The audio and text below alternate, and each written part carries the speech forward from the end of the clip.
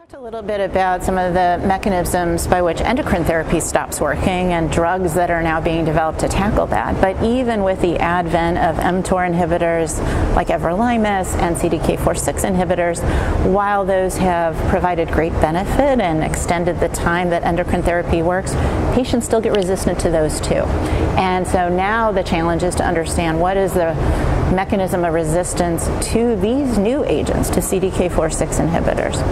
We're still in our infancy in understanding this, but a few things have emerged. The first thing is that it's really important to have intact retinoblastoma protein for a CDK inhibitor to work. And retinoblastoma protein can be either lost or the gene can be mutated so it's not expressed. So if the tumor doesn't have RB, these drugs won't work. So that's one mechanism. Another mechanism is a collateral upregulation of other pathways, which then means that, okay, you're still blocking the cell cycle, but now another pathway has emerged that is going to take the place of that.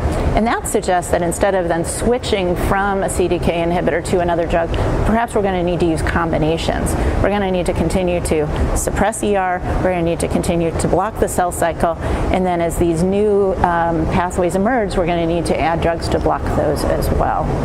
And then finally, I think that there's some really interesting data now coming out about other things that CDK can do.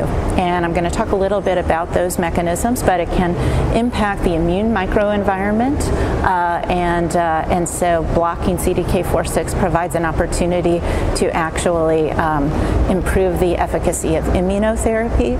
It also plays an important role in metabolism. So what may happen is that these cells develop the ability to use a process called autophagy, and that means that they can stay viable even if they're not dividing, even if we're blocking the cell cycle.